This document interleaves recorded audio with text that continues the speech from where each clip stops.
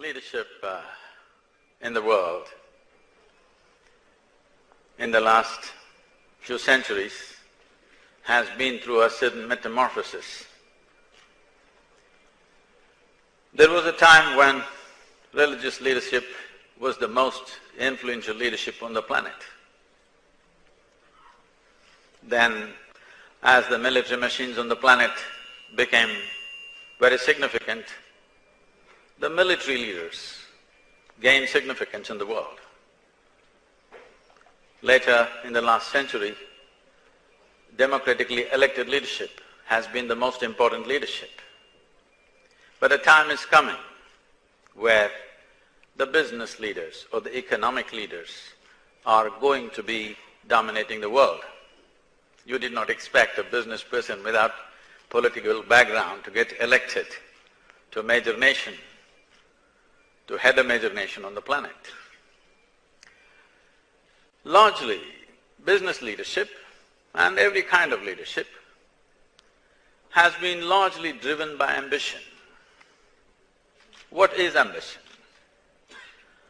Ambition is essentially exaggerating the existing situations. You have whatever you have, your ambition is to have much more of that. Ambition is largely about expanding what we already have. Vision is about seeing the reality of what is there right now and looking out for new possibilities. Or in other words, vision is an exploration, ambition is an exaggeration of who we are right now. The moment we become ambitious, knowingly or unknowingly, we want to conquer everything that we see. Conquest is one way of doing things. Inclusion is another way of doing things. When you conquer something, you get bound to what you conquer. When you include something, you become free from what you include. In the process of this conquest, which is driven by human ambition, we have kind of made every aspect of life which is fundamental to our existence, life-making material on the planet has been made into commodities. The air that we breathe, the water that we drink, the food that we eat and the land that we walk upon, all have become commodities that we can buy and sell. We are not very far from buying human beings and selling human beings, because everything becomes a commodity when you're in a conquest mode. How to grab something?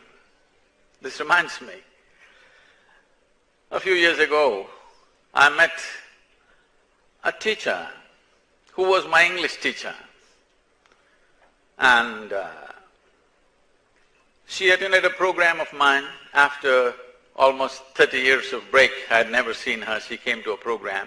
After the program, she came and hugged me and said, "Now I understand why you would not let me teach Robert Frost."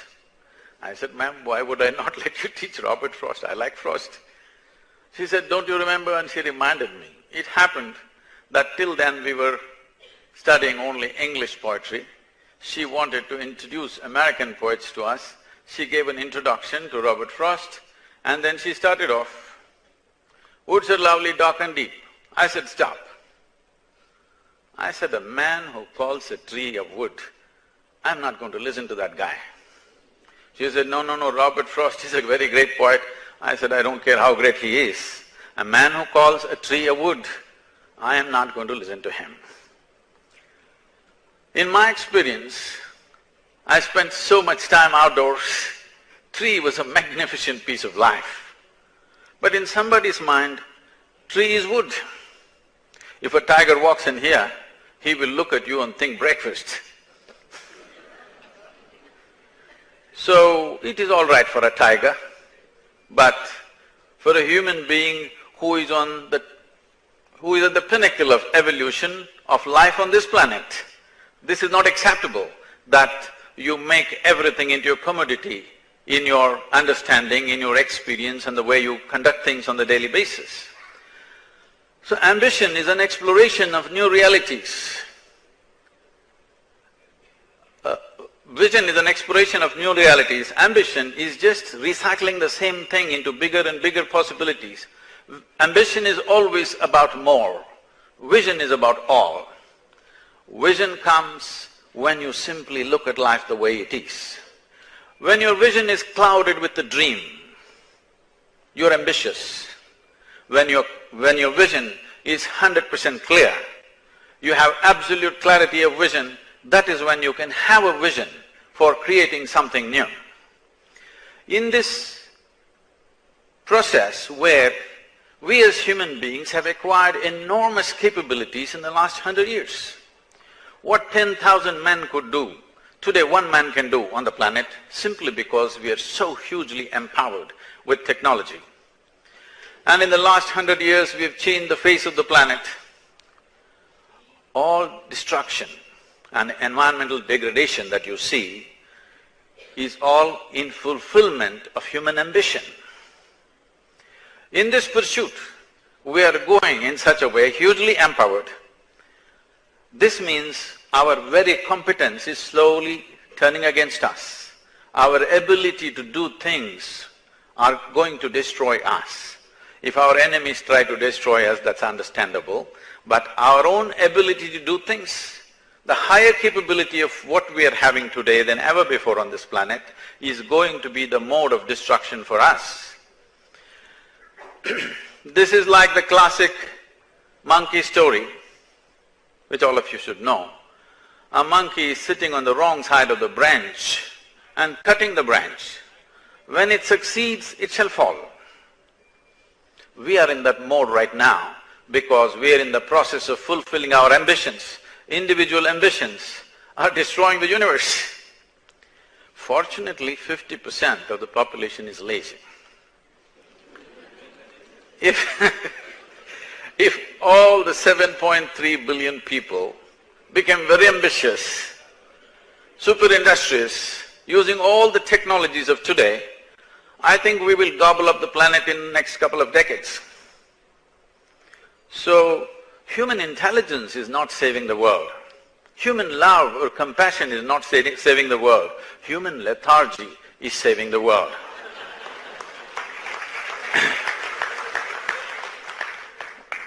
This is definitely not a good way to approach. This is definitely not a positive way to approach our lives and the world. A time has come when leadership, no matter what is the terrain in which they're operating, political, social, economic, whatever, it is time that they learn to migrate from individual ambition to a larger vision. First of all, let us look at what is the source of one's ambition. The source of one's ambition, or the source of everything that a human being does, is our desire, isn't it?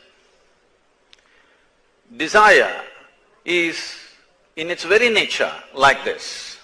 You have a desire, if you fulfill it, there is a next one.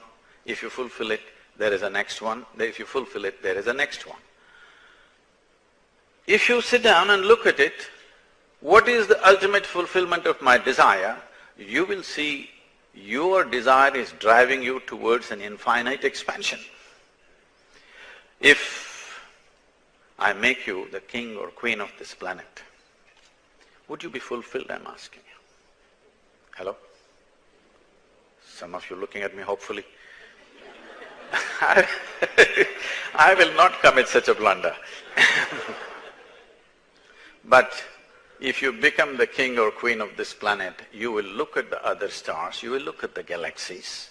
If I give you one galaxy, you will desire for the next galaxy, because this is the nature of desire. The nature of desire is it is driving you towards a limitless expansion. But ambition means it is finding a very constipated expression right now. This longing that one has to expand is finding expression in every possible way. If it finds a basic physical expression, we call this sexuality. The effort is just that you are trying to make something that is not you as a part of yourself, or at least yours. If it finds an emotional expression, then you call it love. Again the same attempt, something that is not you, you either want to make it yourself, if you fail, at least yours.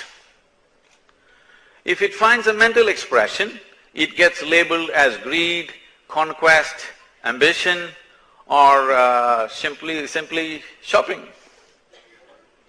Again the effort is same, that what is not you, you want to make it yours. If it finds a conscious expression, we call this yoga or the ultimate union. If right now ultimate union is not happening, till that happens, the best way to incubate yourself for that possibility is at least hold a vision which is as large as your imagination can be right now. How far can your imagination go? If your vision is as large as that, as inclusive as that, then at least you're in the right state to be incubated for a bigger possibility, because every human being, knowingly or unknowingly, consciously or unconsciously, is only longing to expand. And how much expansion? You want a limitless expansion. Ambition means expanding boundaries. Vision means boundlessness. There is something within us which doesn't like boundaries. It doesn't matter where you set the boundary, how big a boundary you set, there is something within you which doesn't like a boundary. There is something within you which always wants to break a boundary, because the natural state of a human being is boundlessness, and ambition is a very constipated expression for that boundlessness. It is important that we move today's leadership from personal ambitions to a larger vision. If this doesn't happen, with the capabilities that we have today, with our ability to empower people with technologies and ability to communicate with the rest of the world, that any idea, any desire can be transmitted across the planet in 10 minutes. What somebody desires in one part of the world, everybody starts desiring across the world within a matter of a day, which was not so in the past. If somebody desired and aspired and had something in one part of the day, it would take 100 years before it got to another part of the world. I'm saying our inability was saving the planet. But today our abilities can destroy the planet. Our abilities should make our lives. Our abilities should make the life on this planet better. If this has to happen, the transition from ambition to vision is a must. The difference between these two… Can I tell you one more monkey story, is it okay? Because the genetic scientists today are telling us that the DNA difference between a chimpanzee and us is only 1.23%. 1.23% is not much of a difference, isn't it? Physiologically, that's how close we are to a chimpanzee.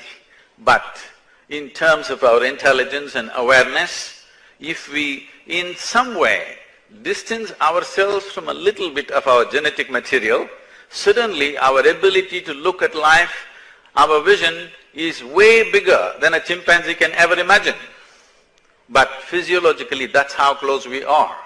So, this possibility of moving from ambition to vision, we must understand ambition is very animalistic in the sense, you will see the dogs going around on the streets, peeing all over the place, not because they have some urinary tract problems. They're building a kingdom, okay? Now, this is happening to all of us. The moment you're ambitious, you're driving yourself into a ridiculous state of existence, in the sense, see, in this cosmos, of which we do not know the beginning nor the end, in this cosmic space, the solar system is just a speck. In that speck, planet Earth is a micro speck. In that micro speck, Delhi is a super micro speck. In that, you are a big man. This is a ridiculous state of existence. This is where ambition will deliver us, because ambition is always about being better than someone. Vision means bettering every life around us, making everything better around us. This is not about me being better, because our lives become better only when everything around us is doing great. This can only happen if every one of us hold a larger vision, no matter what is the nature of our activity. When I say what is the nature of our activity, I have seen in some of these economic forums where I have been, they're almost resentful. What is a mystic doing in the economic forum? So I ask them, see, what is your business?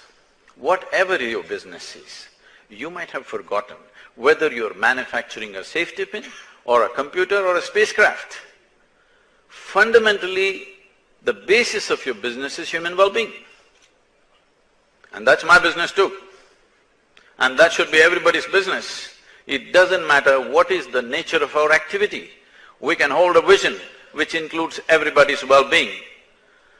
Ambition, going back to the monkeys, we came from there, so we can't help going back. On a certain day, a monkey, a very ambitious monkey, came and it saw a jar full of nuts, put its hand inside, picked up a whole handful and tried to pull it out. Its hand gets stuck, but it doesn't matter how stuck. He doesn't want to let go even a single nut. So pulled and pulled, it's not coming. But some monkeys evolved. And another wise monkey came and he said, relax, let go of the nuts, take your hand out. And both of them together, though it was a heavy part, they turned it around and got all the nuts out. This is the choice that we have, either all or more. More is going to destroy us. All is going to make our lives and every other life on this planet better and wonderful at this level of competence and capability that humanity has reached. If we do not shift our gears from more to all, from ambition to vision, we are on a destructive path. I'm supposed to take questions.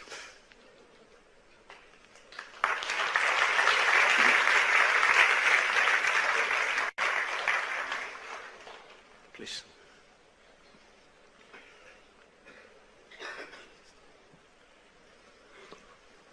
Thank you so much, Sadhguru.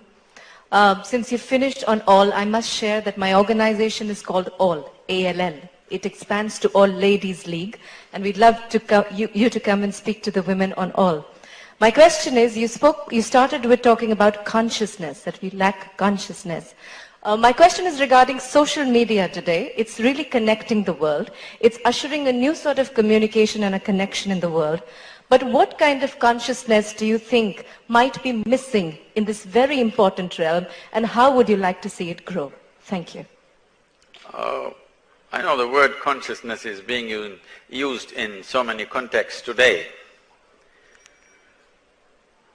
Social media is, this is not new.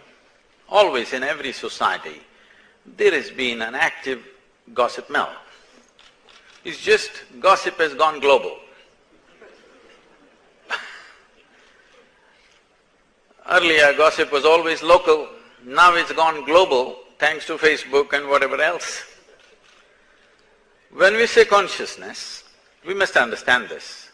There is something called as my body and your body. There is something called as my home and your home. There is something called as my things and your things, but there is nothing called my consciousness and your consciousness. That is what is consciousness.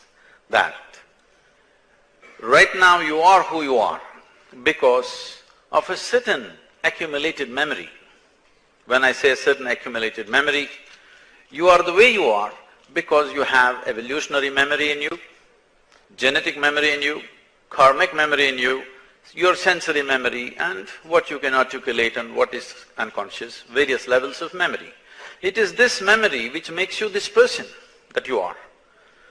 If you as a woman, if you eat a piece of bread, it goes inside and becomes a woman, isn't it? If he eats a piece of bread, it becomes a man. If you give it to your dog, it becomes a dog. Not because the bread is smart. I know some people are saying that bread is smart. But because there is a certain memory or data here, it doesn't matter what you give, it will only function according to that. So, your individuality has come because of memory. There is a dimension of intelligence within you, which traditionally we refer to as chitta. This is an intelligence which is unsullied by memory. If you touch this dimension of intelligence within you, which all of us possess, then the boundaries of who you are and who you are not will vanish. This is what is the most misunderstood word today in the world, called yoga. Yoga does not mean twisting and turning. Yoga does not mean standing on your head. Yoga means in some way you obliterated the boundaries of your individuality. Yoga means union. Union is only possible if you obliterate the boundaries. Right now, you have left your nostrils open. So little yoga is happening. Exchange. What you exhale, the trees are inhaling. What the trees exhale, you're inhaling. There is a union, isn't it? Though you're unconscious of it largely, it is happening. If you decide to strengthen up, shore up your boundaries and stop this, you know life will end. But this is not just on the level of respiration, this is happening at every point. In every subatomic particle in your system, it is in communication with everything. This widespread communication is not because of Facebook alone. This has always been happening, but most people have been unconscious of it. So when we say consciousness, let us never talk in terms of what type of consciousness. There is no what type of consciousness. Everything else that we talk about is about dividing the world in a million different ways. Between you and me, this and that and whatever. But when you say consciousness, you're talking about an existence without division.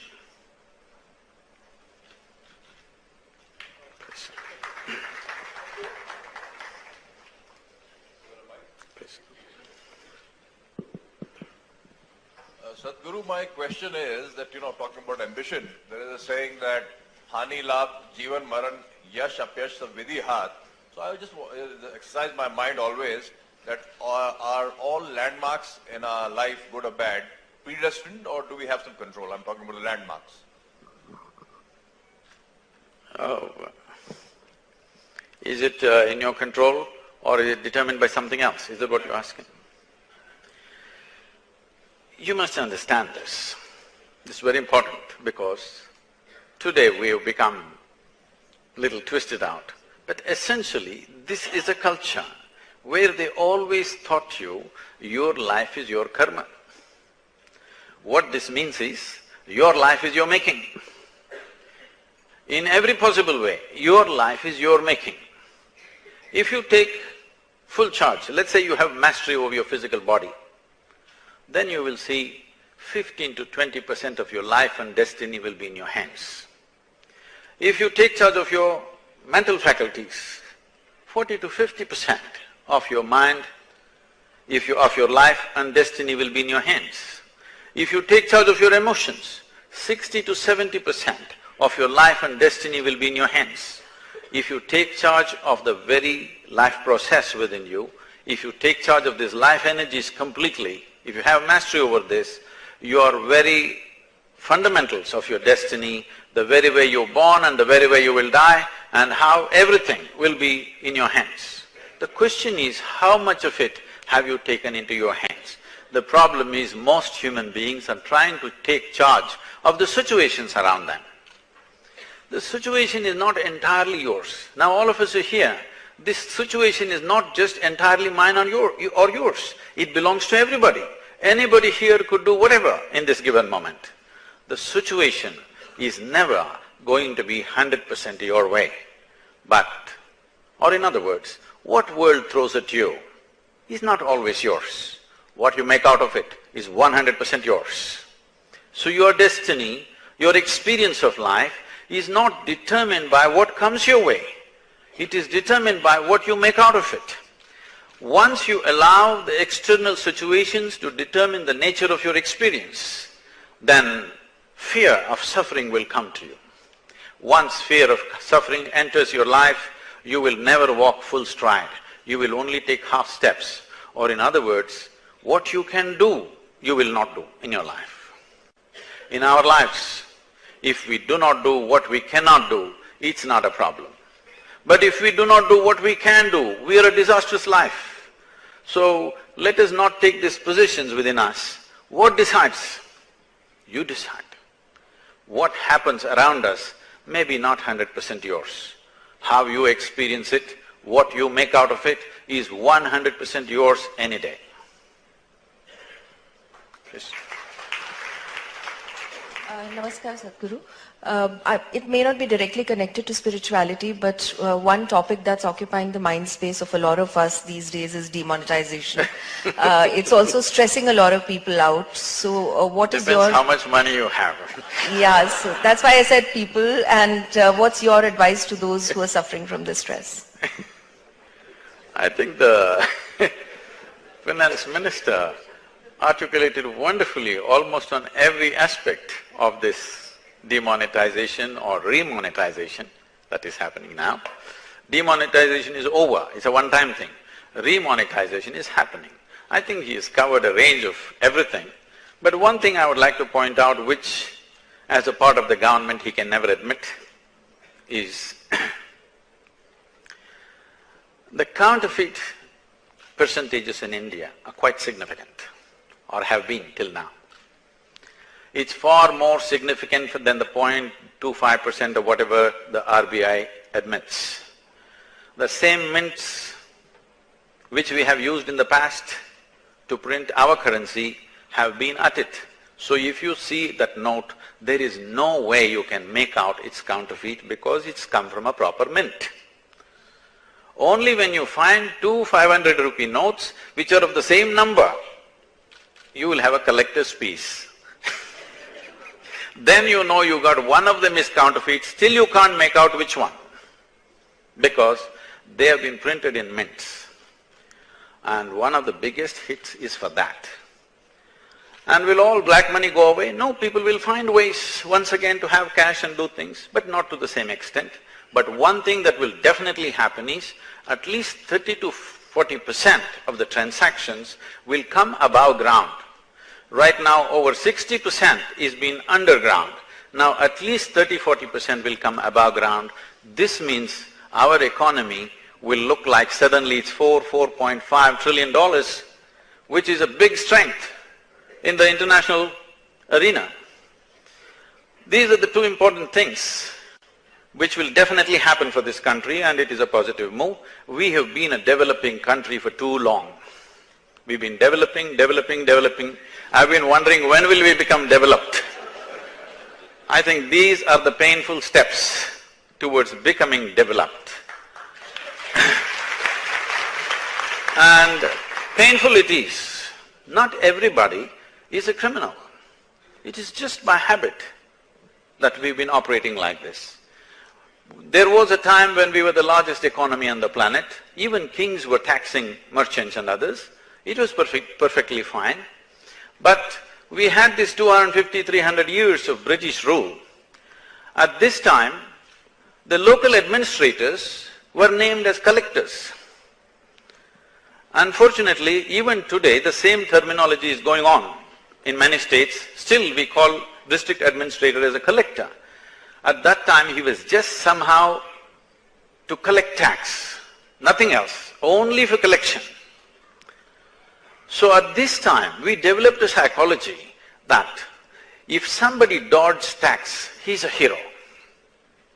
All those people who managed to dodge taxes was always a hero during the British era because they were collecting such cruel levels of tax.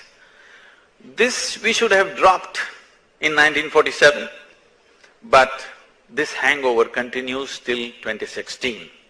So this is a wake-up. This is a wake-up that this is our country.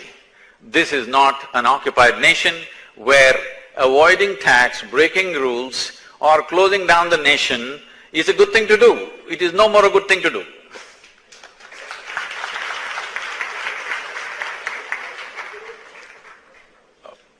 Please, I'll come, please. You have explained about ambition. We all have ambition, and you want us to upgrade to vision. Can you tell us a few instances and steps we take to upgrade our ambition to vision, which is a nobler case? Thank you. See, whatever the nature of work or business that one may be doing, one thing to understand is, everything that we do, whether we are conscious of it or not, in some way it is contributing to somebody's life. If this becomes a conscious process, how can I contribute to everybody's life through my daily work? Not necessarily by distributing money, though it may be a popular thing to do right now. Whatever you're doing, if you see, this question was asked to me by somebody, I said, this is all you have to do. When your mother was taking care of you, she did not see in the marketplace right now the rules are how to give less and take more, isn't it? If you give less and take more, you're smart. If you give more and take less, you're stupid. Yes or no? So I'm asking, was your mother very stupid because she gave all and took nothing from you? Is she a very stupid woman? I'm asking. It is because of that stupidity you are who you are, isn't it? Yes or no? I'm saying, just like this does not mean you will not make money in your business. If you are seeing always how to give the best to everybody around you, profits will happen, you don't have to look at it. Anyway, it'll pile up on the bank. Now we know it's all digitized. It'll go to your account. When it was cash, you had to count it, but now it'll go straight to your account, one day you can look back. So, if you make your life into your contribution, not that you contribute something, no, you make your life into your contribution because this is not philanthropy I'm talking about. I'm talking about making your life truly meaningful and worthwhile living. Because you can go to work with joy and come back with joy if your life is about creating what you truly care for. Every day of your life, if you are creating what you really, really care for, will it be a joy to go to work and come back home? You will never die of stress, believe me. You may die of exhaustion, but you will not die of stress, which is a very good thing. You will not die of boredom, because the moment you're thinking of contributing, the moment there is a pleasantness of experience within you, your body and your brain will function at its best. There is substantial scientific and medical evidence for this. How well this functions depends on how well you harness your success, isn't it? If your body and your brain is not functioning at its best,